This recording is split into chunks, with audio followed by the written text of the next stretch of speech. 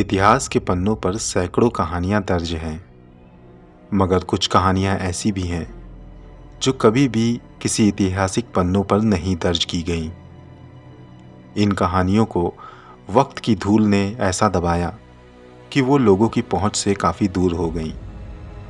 मगर थोड़ी सी कोशिश करने पर ये कहानियां उभर के सामने भी आती रही हैं। और ऐसी ही कहानियों को जानने की ललक रखने वाला हेमल अब लखनऊ आ चुका था। हेमल को ऐसी ऐतिहासिक जगह घूमना और उनकी ऐतिहासिक कहानियों को जानना बहुत अच्छा लगता था। इसी शौक ने उसे कई जगह पर घुमाया और अब वो लखनऊ में था। लखनऊ की ढेर सारी ऐतिहासिक जगहों को घूमकर उसने अपने कैमरों में कैद कर लिया था और हर एक जगह की कहानी को उसने बड़ी बारीकी से समझने की पूरी कोशिश की थी। और अब वो घूमते घूमते लखनऊ में मशहूर बड़े इमामबाड़े में आ गया था, जिसे यहाँ के लोग भूल भुलैया के नाम से भी जानते हैं। कहा जाता है कि इसका निर्माण लगभग 250 से 300 साल पहले हुआ था और इसमें खास बात यह है कि इसके अंदर ऐसी सुरंगें हैं जिसके अंदर आप जा तो सकते हैं, मगर बिना किसी गाइड के वापस नहीं आ सकते। आप उन्हीं सुरंगों में भटकते रहेंगे। ये सुरंगें दुश्मनों से बचने के लिए बनाई गई थी, जिनका राज सिर्फ वहाँ के राजा ही जानते थे। और आज के दौर में कुछ गाइड को ही पता है, वही गाइड अब लोगों को घुमाते हैं। और इसी आकर्षण ने हेमल को भी वहाँ पर खींच लिया था। हेमल ने भूल भुलैया में कदम रखा। लखनऊ की बोली की मिठास और उसकी इतिहास ने उसे अंदर तक मोह लिया था। उसने लखनऊ में भूल भुलैया में कदम रखा और वहाँ की इमारतों को अपने कैमरे में कैद किया, टिकट लिया और फिर जाकर के उसने एक गाइड किया। वहाँ के गाइड ने हेमल के साथ साथ 20 से 25 आदमियों के झुंड को इकट्ठा किया और फिर अपना परिचय करवाने के बाद सारे नियम बता दिए और उनसे कहने लगा कि आप सब हमारे पीछे एक लाइन में चलेंगे। और फिर शुरू हुआ भूल भुलैया का सफ़र। हेमल ने पहले तो भूल भुलैया नीचे से घूम ली थी, लेकिन अब वो गाइड के पीछे उन सुरंगों में जा रहा था जिनका राज सभी को आकर्षित करता था। काफ़ी ज़्यादा सीढ़ियाँ चढ़ने के बाद वो लोग भूल भुलैया की सुरंगों में जाने लगे। हेमल अपने झुंड की लाइन में सबसे पीछे था, लेकिन गाइड की आवाज़ वो ध्यान से सुन पा रहा था। गाइड ने उन लोगों को अंदर किया और उन लोगों को उस सुरंग के बारे में बताने लगा। हेमल गौर से उनकी बातें सुन रहा था और धीरे धीरे आगे भी बढ़ रहा था। वो लोग एक सुरंग से दूसरी सुरंग में प्रवेश कर रहे थे। वहाँ की सुरंग, उनकी दीवारों को देखकर हेमल बहुत खुश हो रहा था। वो इतिहास की गहराई में उतरने की पूरी कोशिश कर रहा था, एक एक चीज को निहार रहा था और उस इतिहास को जीने की कोशिश कर रहा था। वो सब कुछ अपने मन में इमेजिन करने की कोशिश कर रहा था। उसे घूमते हुए थोड़ी देर हुई ही थी कि तभी उसकी नज़र एक गहरी सुरंग की ओर पड़ी। उस सुरंग की तरफ जब हेमल ने देखा तो उसे एक आकृति खड़ी दिखाई दी। उसने पहले देखा और उसके बाद में उसे इग्नोर करके आगे बढ़ा। वो अपने झुंड के पीछे चल रहा था। कुछ देर जाने के बाद उसे वही आकृति दोबारा खड़ी दिखाई दी। इस बार वो थोड़ी साफ थी। ऐसा लग रहा था कि जैसे कोई लड़की वहां पर खड़ी हो जिसने पुराने किस्म के लिबास पहने हों। वो इस बार भी इग्नोर करके आगे बढ़ चला और इस बार उसने एक बार फिर उसी लड़की को एक तीसरी सुरंग में देखा। वहां पर देखने पर वो हल्का हल्का उस लड़की का चेहरा भी देख पा रहा था, जिसमें से सबसे पहले उसने उसकी आंखें देखी। इस बार हेमल से रहा न गया। जब गाइड अपने झुंड को उस सुरंग के बारे में बता रहा था, तब हेमल वहां से निकलकर उस सुरंग की ओर चला गया जहां पर उसने उस लड़की को देखा था। वो जैसे ही उस सुरंग में दाखिल हुआ, उसने देखा कि वो लड़की अपने कदम पीछे बढ़ा रही थी। हेमल जल्दी से आगे बढ़ा और कहने लगा, मोहतरमा रुकिए, आप ऐसा लग रहा है कि आप यहाँ पर भटक गई हैं, लेकिन आपके साथ कोई गाइड भी नहीं दिख रहा। आप मुझे बताइए, क्या वाकई में आप भटक गई हैं या फिर आप बिना गाइड के घूम रही हैं? इस लड़की ने कुछ कहा तो नहीं, मगर उसने ना में सिर हिलाया। उसने अपने पल्लू से अपने चेहरे को छुपा रखा था और उसकी आंखें बिल्कुल साफ देख पा रहा था हेमल। उस लड़की ने जब ना में सिर हिलाया तो हेमल कहने लगा, तो फिर क्या आप बिना पैसे दिए ऊपर आई हैं? अगर ऐसा है तो आप मुझसे बताएं, आपके पैसे मैं दे दूंगा, आपको शर्मिंदा होने की कोई ज़रूरत नहीं। इस पर वो लड़की बोल पड़ी, नहीं, ऐसा कुछ नहीं है, हमें मारना मत, हमारी ये खता माफ़ कर दें। इस पर हेमल कहने लगा, मैं आपको क्यों मारूंगा और आप ऐसे क्यों कह रही हैं, हमें बताएं। हेमल इन्हीं बातों में तो खोया रहा। वो ये भूल गया कि वो भी घूमने आया है और उसका झुंड अब उस जगह को छोड़कर आगे निकल चुका है। हेमल बस उसी लड़की से बात में मशरूफ़ रहा। हेमल कहता रहा, तो आपकी समस्या क्या है? इस पर वो लड़की बोली, हम बाहर नहीं आएंगे, आप जाएं। अगर हम बाहर आएंगे तो वो हमें ख़त्म कर देंगे। आप बाहर बताना मत कि मैं यहाँ छुपी हूँ। हेमल सोचने लगा कि ये क्या बात हुई। उसने कहा कि क्या बात है, आपको कोई खतरा है तो हमें बताएं, हम पुलिस को बुलाएंगे। ये सुनकर वो थोड़ा सोच में पड़ गई। पुलिस? ये क्या चीज़ है? हमें खतरा है और हम यहाँ पर छुपे हैं बस। इस पर हेमल को भी थोड़ा अजीब लगा। फिर उसने सोचा कि कहीं कोई उसके साथ मजाक तो नहीं कर रहा। वो कहने लगा, मोहतरमा, अगर आप मजाक के मूड में हैं तो आप मेरा और अपना समय बर्बाद कर रही हैं। अगर ऐसा कुछ है तो हमें बताएं, मैं चला जाता हूँ। लेकिन जैसा आप कह रही हैं, अगर कोई आपको समस्या है तो बताइए कि कौन आपको ख़त्म करना चाहता है, मैं आपकी पूरी मदद करूँगा। वो लड़की कहने लगी, नहीं, ऐसा कुछ नहीं है। ऐसा कहते हुए उस लड़की ने अपने चेहरे से अपना पल्लू हटाया और फिर हेमल ने पहली बार उसका चेहरा देखा। बहुत ही खूबसूरत और हसीन चेहरा था उसका, मगर उसके चेहरे पर एक सच्चाई दिख रही थी। उसके शब्दों में कुछ ऐसा एहसास था जिसे सुनकर हेमल को ये लगता था कि शायद ये सच कह रही है। हेमल एक पल के लिए ये तो सोचा कि कहीं इसका दिमागी संतुलन बिगड़ा तो नहीं, मगर जब वो उससे बातें करने लगा तो वो ये सब भूलकर उसकी बातों पे यकीन करने को मजबूर हो गया।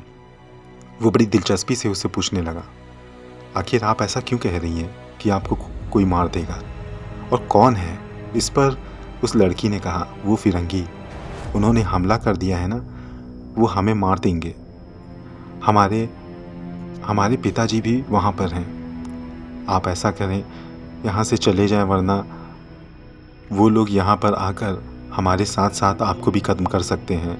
और आप कहीं उन लोगों से मिले हुए तो नहीं? अब हेमल को थोड़ा अजीब लगा। उसने कहा, आप किस समय में जी रही हैं? अब यहाँ पे फिरंगी नहीं है, ये मुल्क आज़ाद हो चुका है। हम लोग अब आज़ादी से यहाँ पर रहते हैं। हमारा मुल्क सबसे बड़ा, खूबसूरत और आज़ाद मुल्क है। अब हमें किसी का भी डर नहीं। उसकी बात सुनकर उस लड़की को यकीन नहीं हुआ। वो कहने लगी, ऐसा नहीं है, आप भी हमें धोखे में रखना चाहते हैं ना? देखिए, फिरंगी बाहर ही हैं। हमारे पिताजी को उन्होंने मारा है, पता नहीं वो ज़िंदा भी हैं या नहीं। मैं यहाँ पर भाग आई हूँ, मुझे बहुत डर लग रहा है। इस पर हेमल कहने लगा, आपके पिताजी का नाम क्या है? वो कहने लगी, मेरे पिताजी का नाम सूर्य प्रताप है और वो बहुत ही बहादुर इंसान है, मगर फिर भी मुझे डर लग रहा है। अब ये सुनकर हेमल चौंक गया। सूर्य प्रताप? हाँ, उसने सूर्य प्रताप के बारे में थोड़ा थोड़ा तो सुना था। वो थोड़ी देर सोच में डूबा रहा। फिर उसने कहा, आप मेरी बात मानिए। अगर ऐसा कुछ होता तो हम यहाँ पर यूं ना घूम रहे होते, और हम भी भारत के ही नागरिक हैं। आपको अगर यकीन नहीं आता तो मैं आपको कुछ दिखा सकता हूँ। ये कहकर उसने जेब से अपना टेलीफोन निकाला और उस पर उसने उस लड़की को लखनऊ की मौजूदा समय की तस्वीरें दिखाईं, जिन्हें वो लड़की बड़े गौर से देख रही थी। वो उन्हें देख तो रही थी, एक एक टक वो उन फोटो को देखती और फिर दूसरी बार वो हेमल को देखती। उसकी निगाहों में शंका भी थी और वो थोड़ा सा आश्चर्य में भी थी। वो यकीन कर पा रही थी या नहीं, हेमल को नहीं मालूम, लेकिन वो उसे यकीन कराने की पूरी कोशिश कर रहा था। उसने कहा, कहीं ये सब झूठ तो नहीं, और ये सब चीज़ें क्या हैं? उसने मोटर गाड़ियों की तरफ उंगली रखते हुए कहा। हेमल कहने लगा, अरे ये सब गाड़ियाँ हैं और मैं आपको और भी सबूत दिखा सकता हूँ। ये कहकर हेमल ने अपने बैग से एक अखबार निकाला जो उसने मोड़ कर रखा हुआ था। उस अखबार में एक आर्टिकल था जिसमें लखनऊ के बारे में बताया गया था, उसी इमाम बाड़े के बारे में बताया गया था, जिसकी पुरानी और मौजूदा दोनों तस्वीरें थीं। ये सब जब उसने उस लड़की को दिखाया तो वो हैरत में डूब गई। कुछ देर खामोश रहने के बाद वो हेमल से कहने लगी, तुम सच कह रहे हो? हेमल कहने लगा, हाँ, मैं सच कह रहा हूँ, और मुल्क को आज़ाद हुए तो कई साल हो गए हैं और हम लोग अब आज़ादी से सब कुछ घूमते फिरते हैं, यहाँ के राजाओं के बारे में जानते हैं, और जो तुम्हारे पिताजी हैं उनके बारे में भी यहाँ पे बहुत सी कहानियाँ हैं। उनका घर जहाँ वो रहते थे उसकी भी तस्वीरें हैं। हेमल ने उनकी भी तस्वीरें दिखाई, जिन्हें देखकर वो बहुत ज़्यादा हैरत में पड़ गई। उसने कहा, ये सब कैसे हो सकता है? इस पर हेमल कहने लगा, देखिए, मुझे नहीं मालूम आप ऐसा क्यों कह रही हैं, मगर अगर आपको ऐसा कुछ लगता है तो आप मेरे साथ आइए। दरअसल हेमल मन ही मन अब ये भी सोच रहा था कि कहीं इसको कोई दिमागी बीमारी तो नहीं, जो इसे एहसास कराती हो कि अभी ये मुल्क अंग्रेज़ों का गुलाम है। उसने सोचा कि अगर मैं इसको बाहर घुमाऊं तो हो सकता है कि ये अपने इस ख्याल से बाहर आ जाए। उसने कहा, आप मेरा यकीन कर सकती हैं, मेरे साथ बाहर आएं। ऐसा कहने पर वो लड़की हेमल के साथ बाहर आने को तैयार हो गई और फिर वो डरते डरते ही सही एक एक कदम आगे बढ़ाने लगी। ऐसे में हेमल उसके आगे आगे चल रहा था और वो पीछे पीछे। हेमल को थोड़ा अजीब सा तो लग रहा था। उस पल उसे ऐसा लग रहा था जैसे वो किसी दूसरी दुनिया में हो, किसी दूसरी ही जगह। वो उस सुरंग के बाहर निकल आया और फिर वो लड़की भी बाहर आ गई। हेमल उसको अब भूल भुलैया से बाहर ले जाने लगा। तभी देखा कि उनका गाइड उनके पास आया। वो आवाज़ लगाते हुए हेमल को रोकने लगा और उनके पास आकर बोला, कहाँ जा रहे हो? तुम तो बिछड़ ही गए थे। इस पर हेमल कहने लगा, माफ़ कीजिए, मुझे जाना होगा, अब मैं घूमना नहीं चाहता। तो गाइड बोला, ठीक है, जैसी तुम्हारी मर्जी। ये कह के गाइड वहाँ से चला गया। अब हेमल भी उस लड़की को लेकर भूल भुलैया से बाहर आया। लड़की डरते हुए भूल भुलैया के बाहर कदम रख रही थी। वो चारों ओर बड़ी हैरत से देख रही थी। ऐसा लग रहा था कि जैसे उसने ये सब पहली बार देखा हो। वो घूम घूम कर एक एक दीवार, एक एक इमारत को देख रही थी और फिर उसने वहाँ के लोगों को देखा। उन लोगों को वो बड़े गौर से देख रही थी। हेमल ने कहा, आइए मेरे साथ, देखिए, यहाँ पर कोई भी अब अंग्रेज नहीं है, यहाँ पर कोई भी गुलाम नहीं है, बल्कि दूसरे देश से लोग यहाँ घूमने भी आते हैं। ये देखिए, सब लोग आज़ादी से घूम रहे हैं। ये सब देखकर उसे थोड़ा सा सुकून मिला। इसके बाद हेमल ने कहा, आओ, मैं वहाँ भी ले चलता हूँ जहाँ पर जिन्हें तुम अपना पिता कहती हो। ये कहकर वो उन्हें उनके घर भी ले गया। वो घर आज भी बना हुआ था। लड़की दौड़ के अपने घर पे गई।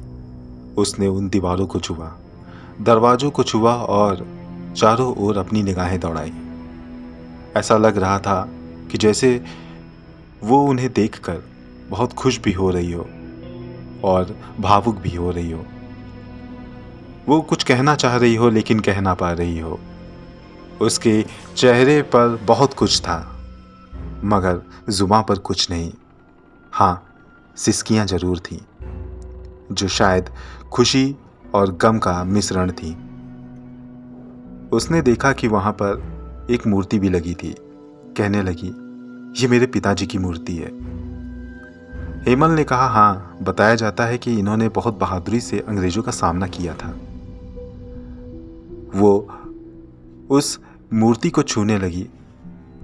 उसके बाद वो पलटी, कहने लगी कि आपका बहुत बहुत शुक्रिया। मुझे यकीन हो गया कि ये मुल्क आज़ाद हो गया है। हेमल कहने लगा, जी ठीक है, मैं यही तो आपको बताने की कोशिश कर रहा था। उस लड़की ने कहा, क्या आप बता सकते हैं कि मेरे पिताजी के बाद क्या हुआ? उसके बाद हेमल ने कहा, इतिहास में जो जानकारी है वो तो बस यही कहती है कि आपके पिताजी के बाद आपके खानदान के कुछ लोग थे जो पीढ़ियों दर पीढ़ी यहाँ पर रहते आए। आज भी वो पीढ़ियाँ यहाँ पर रहती हैं। ये सुनकर वो लड़की बहुत खुश हुई। हेमल अब फिर से सोचने लगा, यार ये कैसी बातें कर रही है? क्या सच में इसे कोई दिमागी बीमारी है या फिर ये मुझसे मजाक कर रही है? उसने हिम्मत करके ये बात उस लड़की से कही। वो लड़की कहने लगी, हम आपसे मजाक क्या करेंगे? हम जो भी कह रहे थे सच कह रहे थे। ये सब जानकर हमें बहुत खुशी हुई और अब हम आपका शुक्रिया अदा करते हैं क्योंकि आपने हमें उस गलतफहमी से बाहर निकाला जिस गलतफहमी में मैं कई 100 सालों से थी। हेमल उसकी बात गौर से सुनता रहा। उसने हेमल से कहा, हम इनाम में तो आपको कुछ नहीं दे सकते मगर आपके लिए दुआएं ज़रूर करेंगे। आपका बहुत बहुत शुक्रिया। अलविदा।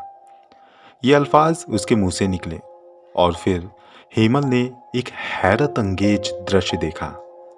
वो लड़की धीरे धीरे हवा में उठने लगी और फिर यूं लगा कि जैसे उसके जिस्म का रोम रोम अब धुआं बनकर फिजाओं में गुम हो रहा था। ये देखकर हेमल की आंखें फटी की फटी रह गईं और आखिरी बार उसे सुनाई दिया, हेमल बाबू, आपका शुक्रिया। इसी अल्फाज के साथ वो लड़की भी वहां से गायब हो गई। हेमल तो कुछ देर यूं ही पत्थर की बुत की तरह खड़ा रहा। उसने जो देखा था उसे अपनी आंखों पे यकीन नहीं हो रहा था। काफी देर के बाद उसने खुद को संभाला और फिर वहां से बाहर आया। वो शौक में था मगर वो ये समझ चुका था कि जिससे वो मिला था वो 400 साल पुरानी आत्मा थी। हेमल की आंखों में ये सब सोचकर आंसू छलक आए। उसने मन ही मन सोचा, इतिहास की एक ये भी दास्तान थी जो किसी सुरंग में गुमनामी में छुपी थी। अब हेमल वहां के हर एक चीज को एक नए नजरिए से देख रहा था। वो जानता था कि वहां के कण कण में अपना ही एक इतिहास छुपा है। अब वो भूल भुलैया से जाने लगा। तभी उसने देखा कि उसी लड़की के खानदान के लोग जो आज भी हैं वो भूल भुलैया में अपने परिवार के साथ आए हैं, जिनके साथ कुछ और लोग भी हैं जो काफी खास लग रहे हैं। हेमल उन्हें खड़ा होकर देखने लगा। लोग भी उन्हें देख रहे थे, फोटो खींच रहे थे। उन्हीं में से एक मर्द थे जिनके गोद में एक बच्ची थी। बच्ची बहुत खूबसूरत थी। उसने जब हेमल की तरफ देखा तो हेमल ने भी उसकी आंखों को देखा। उसकी आंखें देखकर हेमल को यूं लगा जैसे कि ये वही आंखें हैं जैसी उस लड़की की थी। लग रहा था कि ये वही लड़की है। वो छोटी सी बच्ची हेमल को देखकर मुस्कुराई। हेमल ने भी उसको देखकर मुस्कुराहट में अपना जवाब दिया। उसने अपना हाथ हिलाया। हेमल ने भी हाथ हिलाकर उसे बाय किया और वहाँ से निकल आया।